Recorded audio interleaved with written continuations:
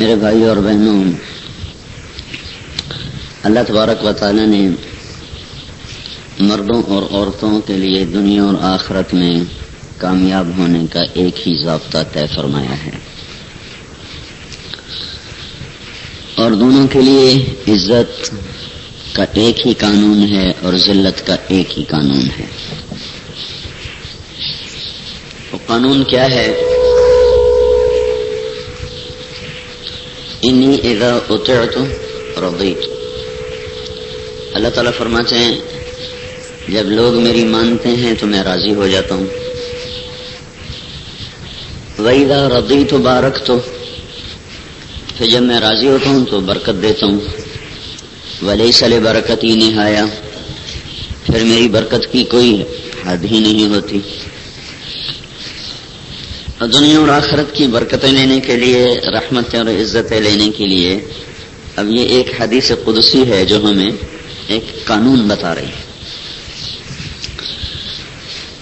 وَإِنِّي إِذَا عُصِيتُ غَضِبْتُ، اور جب میری نافرمانی ہوتی ہے تو میں ناراض ہو جاتا ہوں۔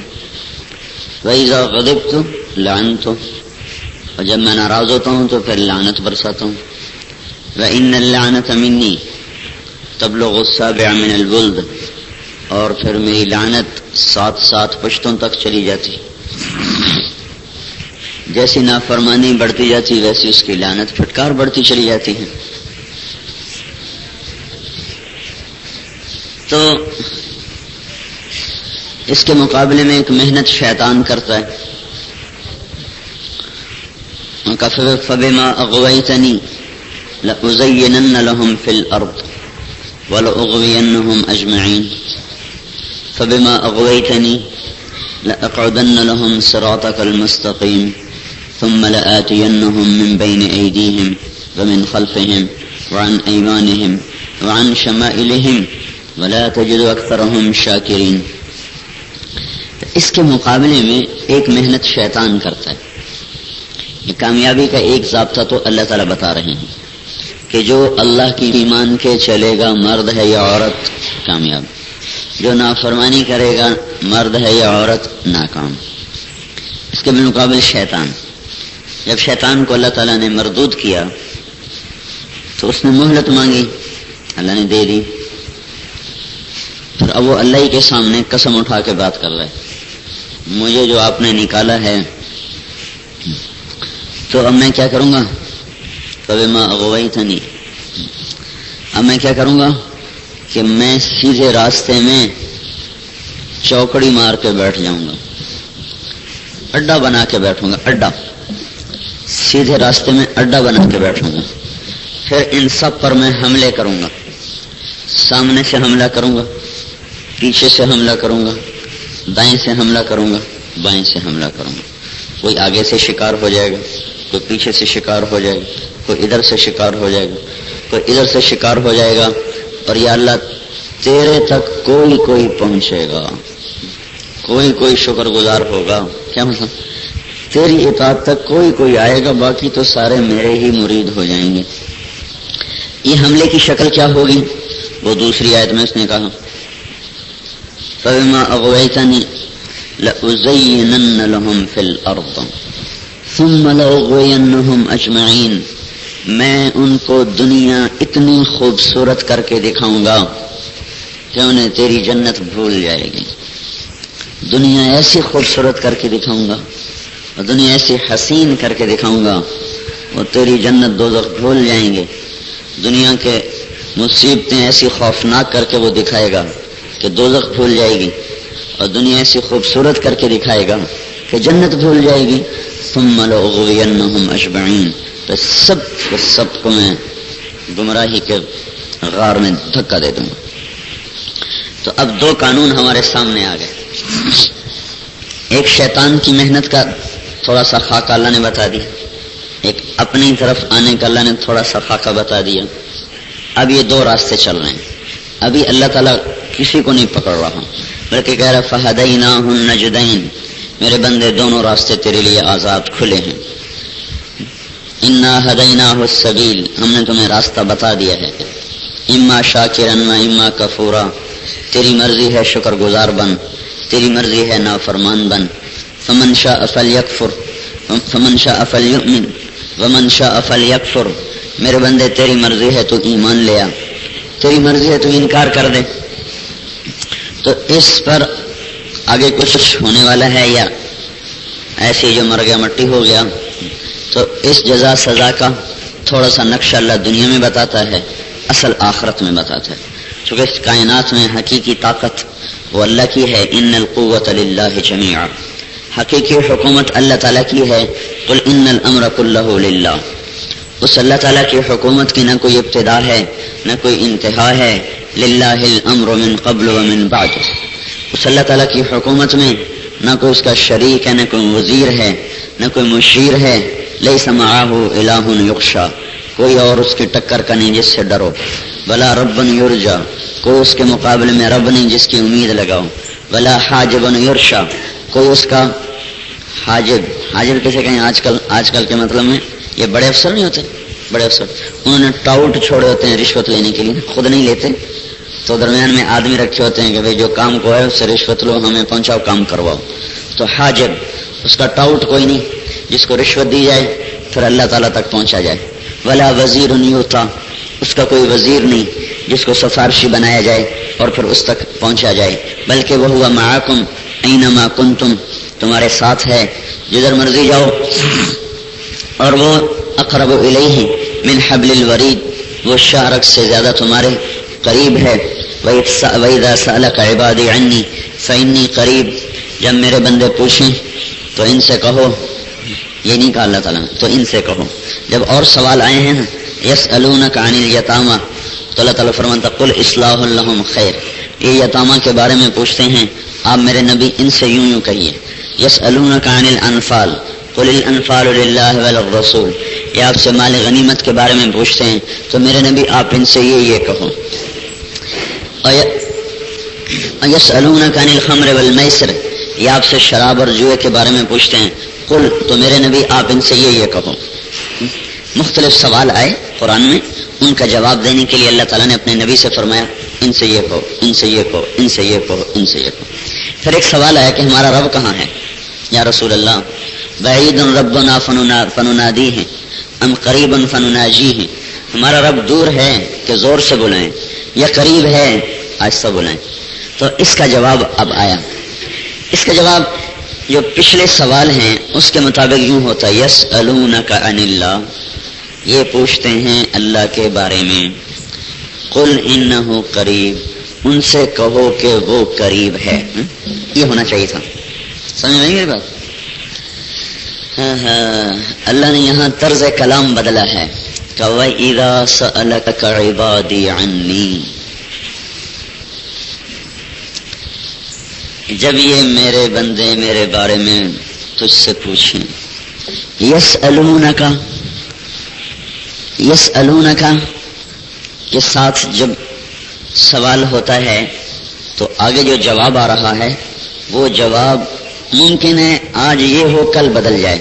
میں مثال دیتا ہوں. یسألونک عن الخمر والمیسر, یہ پوچھ رہے ہیں شراب اور جوا کے بارے میں.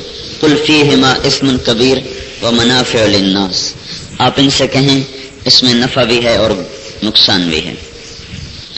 لیکن اس موقع پر تو جواب یہ تھا, لیکن کچھ عرصے کے بعد اللہ تعالیٰ نے یہ بدل دیا اور کہا کہ شراب اور جوا بالکل حرام ہے, اس کے قریب نہ جاؤ.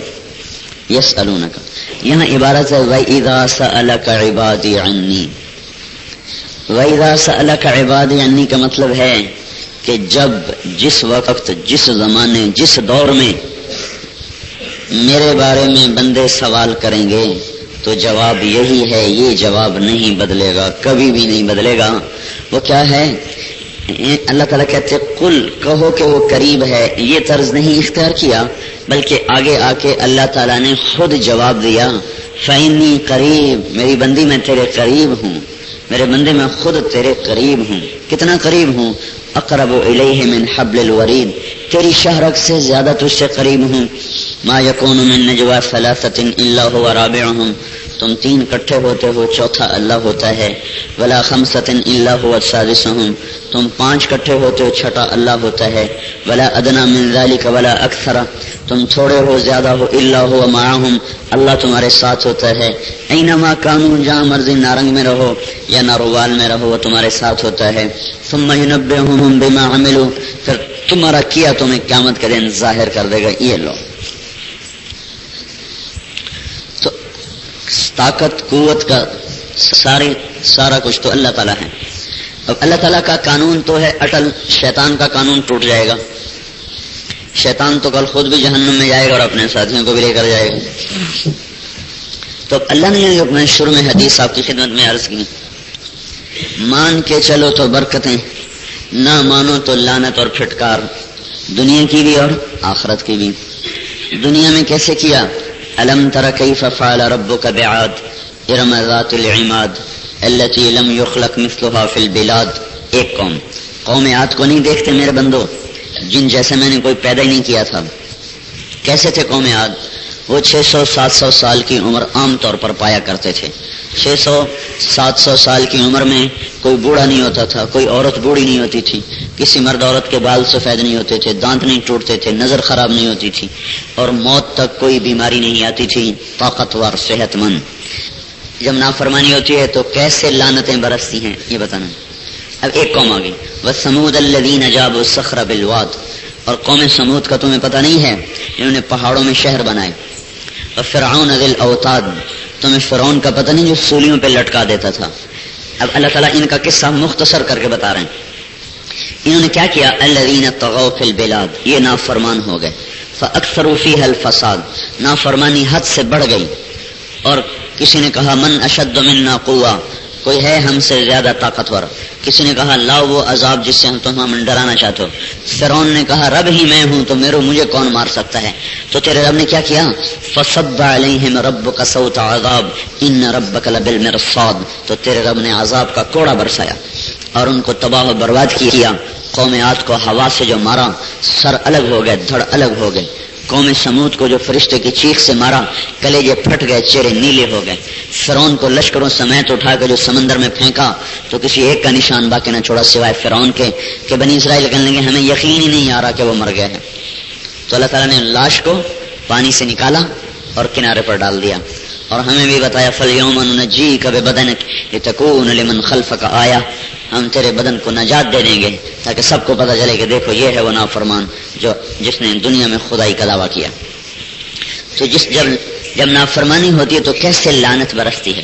اب یہ تو دنیا ہے، دنیا کا یہ نظام. پھر آگے آخرت ہے تو اللہ تعالیٰ کہہ رہا ہے یقدم قومہ یوم القیامہ فاوردہم النار بئس الورد المورود واتبعوا فی هذه لعنہ ویوم القیامہ بئس الرفد المرفود ذلك من انباء القرى نقصه عليك منها قائم وحصيد وما ظلمناهم ولكن ظلموا انفسهم فما اغنت عنهم آلهتهم التي يدعون من دون الله من شيء لما جاء امر ربك وما زادوهم غير تتبيب وكذلك اخذ ربك اذا اخذ القرى وهي ظالمة ان اخذه عليم شديد. سبحان اللہ. کیسے اللہ چند جملوں میں پوری قوموں کی کہانیاں اور ان کے قانون، ان پر چلنے والے نظام بتا دیتا ہے. صلی اللہ تعالیٰ کہتے دیکھ لو آج فرعون کو یہ جا رہا ہے اپنی پوری قوم کو دوزخ میں لے جا کر. کیا ہی برا ٹھکانہ ہے اور کیا ہی برا یہ گھر ہے کہ جہاں جہنم کی بھڑکتی دہکتی آگ ہے. اور یہی تیرے رب کا دستور ہے. جب تیرا رب قوموں کو پکڑتا ہے اور شہروں کو برباد کرتا ہے تو اس وقت اللہ کی پکڑ کے اسے انہیں کوئی نہیں بچا سکتا اور کوئی بھی کسی طرح اللہ پاک کے اس غیبی کوڑے سے اپنے آپ کو بچا نہیں سکتا. اور انہیں اللہ کی تقدیر کے سامنے پھر جھکنا پڑتا ہے اور ان کی کوئی محنتیں، ان کے کوئی جھوٹے خدا انہیں اللہ تعالیٰ کی پکڑ سے بچا نہیں سکتے. جب اللہ غضب میں آتا ہے. علماء نے لکھا ہے، علماء تفسیر نے، کہ جب نوح علیہ السلام کی قوم پہ عذاب آیا تو اگر اللہ تعالیٰ کسی پر رحم کرتا اس دن تو ایک عورت پہ رحم کرتا. وہ عورت کا معصوم گود کا بچہ تھا اور وہ بے قرار ہو کے بھاگ رہی تھی کہیں مجھے پناہ مل جائے، چونکہ پانی کی طوفانی موجیں دائیں بائیں سے گھیر رہی تھیں تو وہ بھاگ رہی ہے اور پانی دائیں بائیں سے لوگوں کو پکڑ رہا ہے.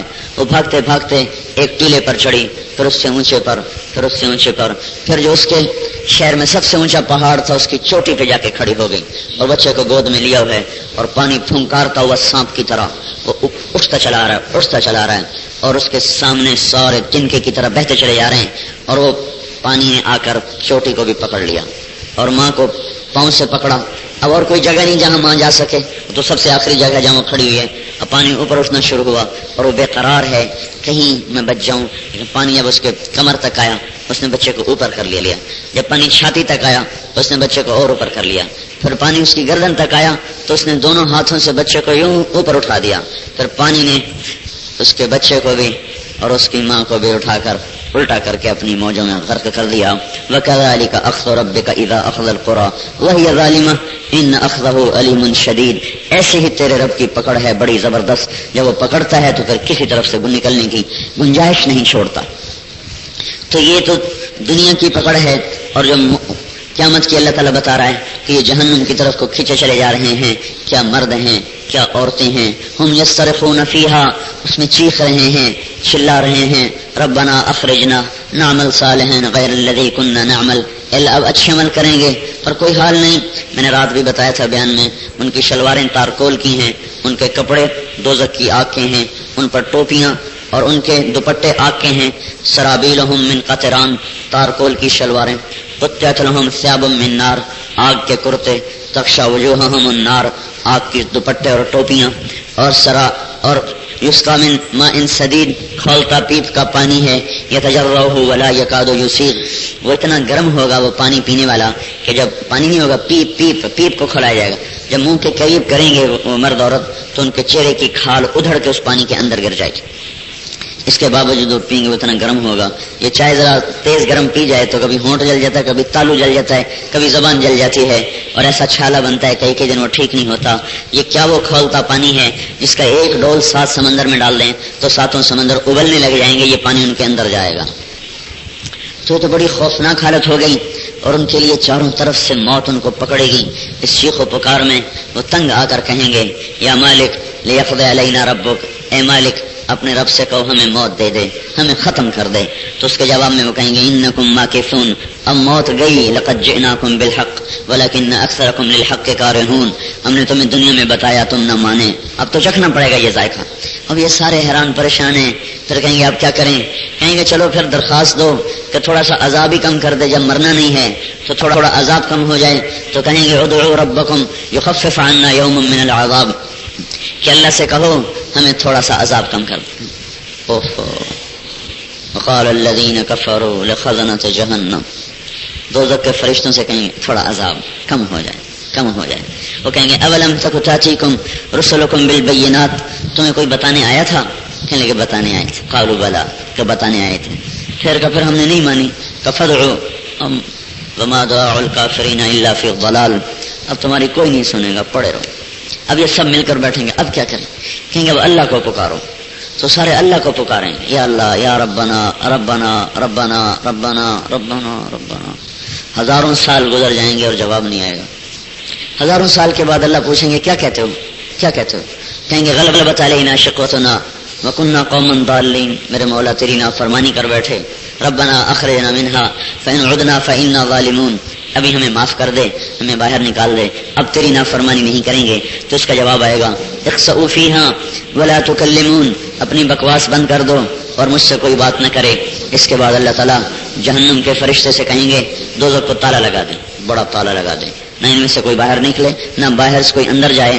تو یہ جو تالا لگے گا اب ہمیشہ کے لیے یہ مرد عورت دفن ہو گئے آگ کے اندر. یہ مر جاتے تو بڑی آزادی تھی، یہ تو مریں گے نہیں. اور پھر کیا ہے؟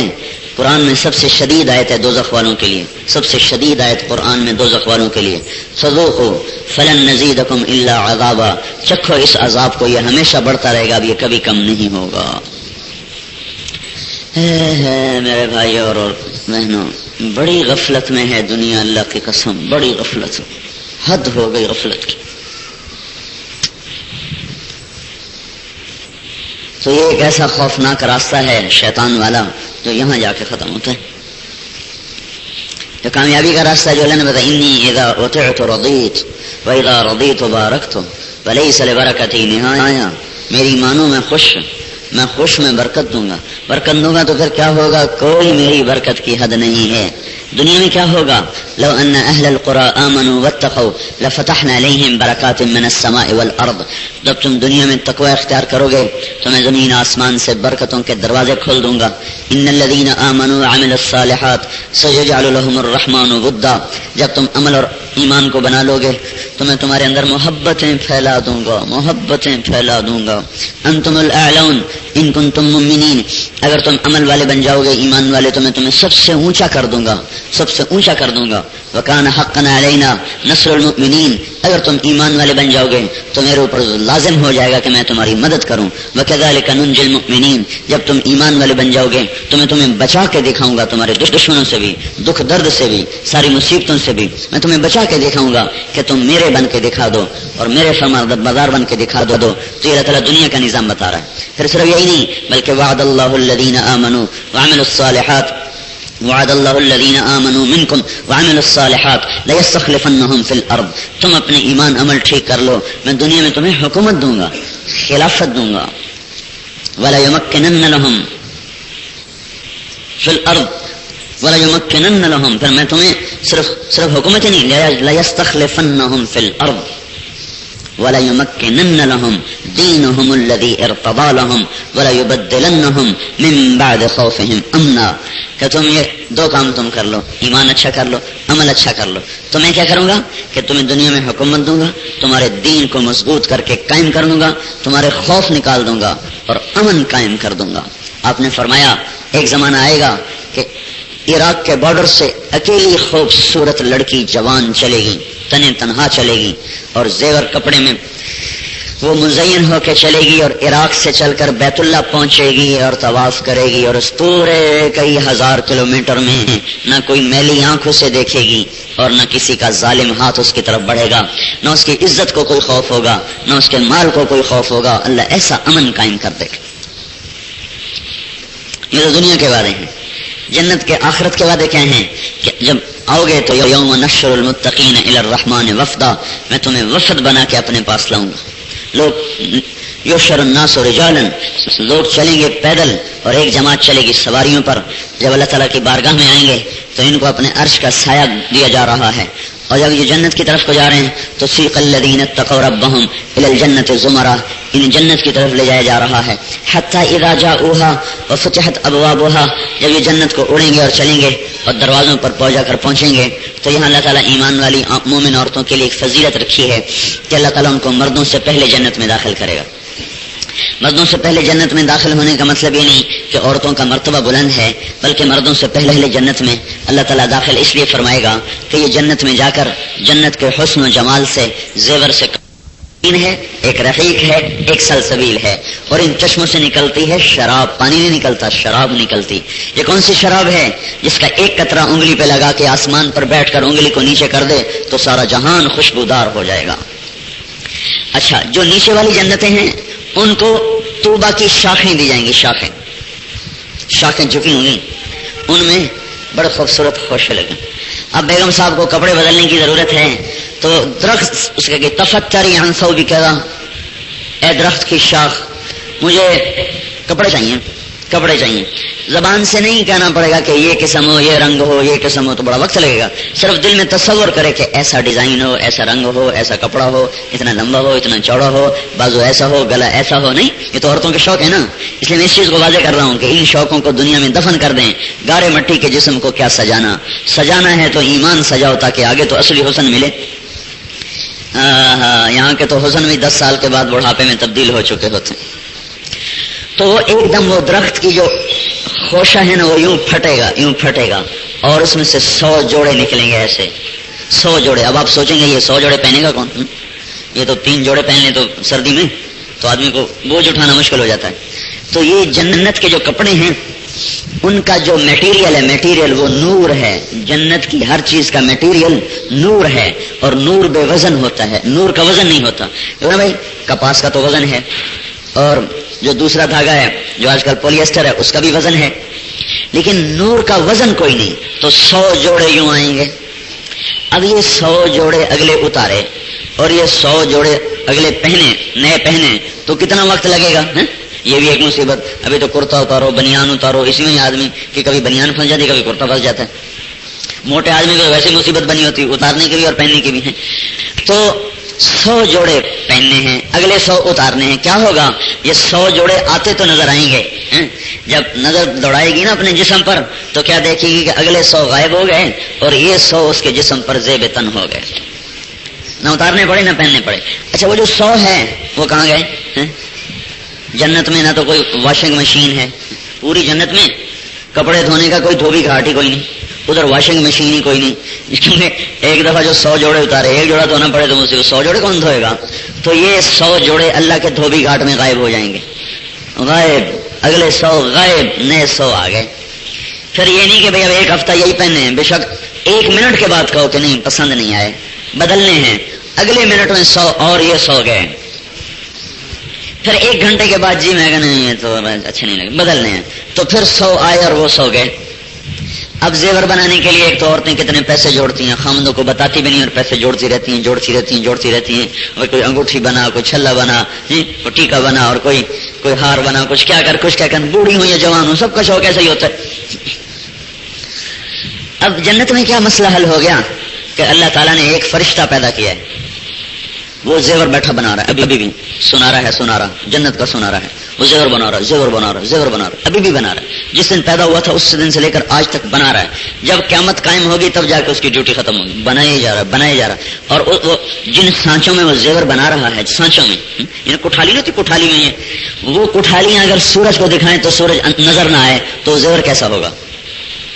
پھر اس میں جو موتی جڑے جا رہے ہیں، جو ہیرے جڑے جا رہے ہیں، جو یاقوت زمرد اور نیلم اور پخرات جڑا جا رہا ہے، اگر سب سے چھوٹا موتی نکال کے یوں دنیا کو دکھا دیا جائے تو سارے جہان میں ایسی روشنی پھیلے کہ لوگوں کی آنکھیں ختم ہو جائیں. تو اب 1 منٹ میں زیور کا ڈیزائن بدلو، ایک پل میں بدلتی جاؤ اور پہنتی جاؤ. یہاں تقوی کا زیور پیدا کر لو اپنے اندر، یہاں پاک دامنی کا زیور، یہاں 10 زیور ہیں جو اپنے اندر اتار لو. اپنے وجود کو 10 زیورات سے سجا لو، پھر کے جنت میں مزے کرو. صرف 10، کوئی لمبا چوڑا کام نہیں، صرف 10. اتنا مختصر نسخہ اور 10 باتیں. نسخہ اتنا مختصر اور زندگی اتنی عالی شان اس پہ ملنے والی. پھر ایک اور بتاؤں، یہاں دنیا میں شکل تو نہیں بدل سکتی نا. اب جو شکل اللہ نے دے دی اب کیا ہو سکتا ہے اس کو؟ زیادہ کوئی پلاسٹک سرجری کروائے گا پیسے والا تو ان کی شکلیں بھی ایسی منحوس ہو جاتی ہیں چند سال گزرنے کے بعد کہ ان کے چہروں پہ کو دیکھا نہیں جاتا. اب رنگ تو بدلانا جائے، چلو اب وہ تھوڑا سا سرخی زیادہ لگائی، تھوڑا سا پاؤڈر زیادہ لگایا اور تھوڑا سا کپڑے ادھر سے ادھر کیے تو شکل تو نہیں بدل سکتی. لیکن اللہ تعالیٰ نے جنت میں ایک جمعہ بازار لگایا ہے. جیسے ہمارے یہاں جمعہ بازار لگتا ہے، سبزی سستی، کپڑے سستے، جوتے سستے. ایک جمعہ بازار ہے. یہ جمعہ بازار لگے گا جب لوگ اللہ کا دیدار کر کے واپس آئیں گے نا، مرد بھی عورت بھی، تو اللہ پاک کے دیدار کا نشہ ایسا ہوگا کہ جنت ہی سب کو بھول جائے گی. خیر وہ پھر الگ کہانی چھڑ جائے گی. تو یہ جمعہ بازار سے اللہ کے دیدار سے واپس آئیں گے تو جمعہ بازار میں جائیں گے. جمعہ بازار میں کیا ہے؟ شکلیں، صورتیں لٹکی ہوئی صورتیں. ایک بازار مردوں کا ہے، ایک بازار عورتوں کا ہے. تو جو مردوں کا بازار ہے اس میں بڑی خوبصورت فریم شدہ تصویریں لگی. جو عورتوں کا بازار ہے اس میں بڑی خوبصورت فریم شدہ تصویریں لگی.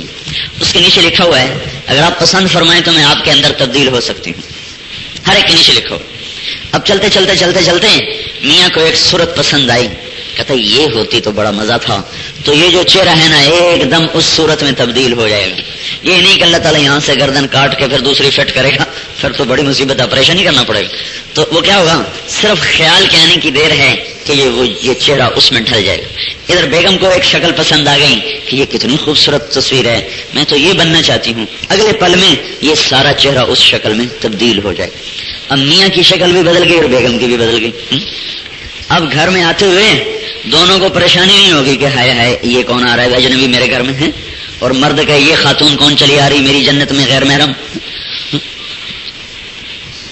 ایک دم ایک دوسرے کو پہچانیں گے. اچھا تو نے یہ شکل بنا لی، اچھا آپ نے یہ شکل بنا لی. سارے میک اپ کے شوق اللہ پورے کر دے گا. یہاں 10 زیور پہن لیں، مرد بھی عورت بھی. کتنا آسان کام. ان المسلمین والمسلمات والمؤمنین والمؤمنات والقانتین والقانتات والصادقین والصادقات والصابرین والصابرات والخاشعین والخاشعات والمتصدقین والمتصدقات والصائمین والصائمات والحافظین فروجهم والحافظات والذاکرین اللہ کثیرا والذاکرات اعد اللہ لهم مغفرۃ واجرا عظیما. 10 انگوٹھیاں پہن لیں بس, 10 انگوٹھیاں بس. اور اللہ کی قسم ان کو لینے کے لیے 1 پیسہ بھی نہیں خرچ ہوتا, 1 پیسہ نہیں خرچ ہوتا. کیا ہے یہ آیت؟ عورتوں کے مقام کو بھی بتاتی ہے, ورنہ یہ مسلمین مسلمات, مؤمنین مؤمنات, قانتین قانتات, یہ تکرار عربی زبان کا خاصہ نہیں. عربی زبان کی خصوصیت ہے کہ بات کو مختصر کیا جاتا ہے. عربی زبان کا حسن یہ ہے کہ بات کو مختصر کیا جاتا ہے, لیکن یہاں اللہ تعالیٰ نے بات کو لمبا کیا ہے, خواہ مخواہ نہیں کیا. اگر اللہ تعالیٰ اتنا کہہ دیتا نا کہ ایمان عمل والے مرد اور عورتیں, من عمل صالحا من ذکر او انثى, جیسے ایک اور جگہ کا, یہاں بھی یہی کہہ دیتا, بات ختم تھی. لیکن عورتوں کے مقام کو بلند کرنا تھا. کہ اس کے پیچھے قصہ ہے کہ ایک انصاری عورتیں جمع ہوئیں. اللہ مردوں کا ذکر کرتا قرآن میں کرتا رہتا ہے, ہمارا ذکر ہی نہیں کرتا, ہماری بات ہی کو نہیں کرتا.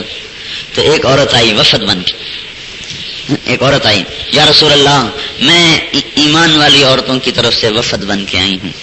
کیا کہ اللہ تعالیٰ مردوں کا تو ذکر کرتا ہے, ہمارا ذکر ہی نہیں کرتا. تو ابھی وہ اپنی خاتون اپنی مجلس سے ہٹی نہیں تھی کہ ایک دم جبریل بھاگ کے آ گئے.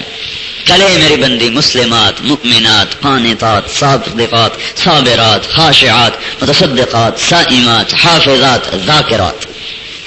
10 الفاظ اللہ عورتوں کے لیے لائے الگ الگ.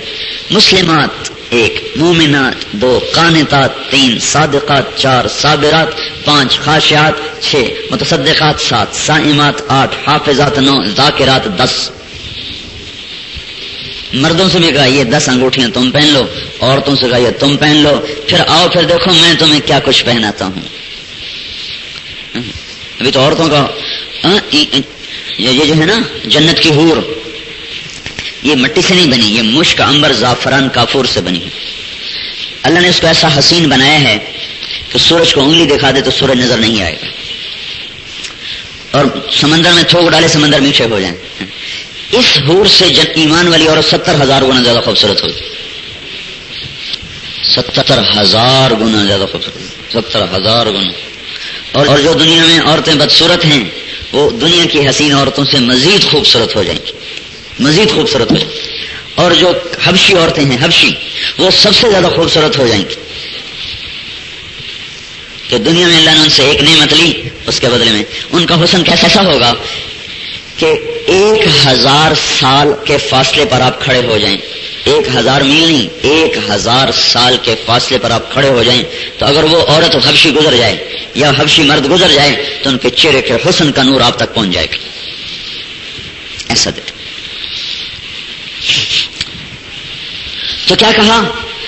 اسلام بنا لو اسلام, ایمان بنا لو ایمان, قنوت بنا لو قنوت بنا لو, صدق بنا لو, صبر بنا لو, خشوع بنا لو, صدقات کٹھے کر لو اور روزے کٹھے کر لو اور اپنی عزت کی حفاظت کر لو اور اپنی زبان کو ذکر سے تر کر لو. پھر آؤ پھر دیکھو میں تمہارے ساتھ کیا کچھ کرتا ہوں. اسلام کیا ہے؟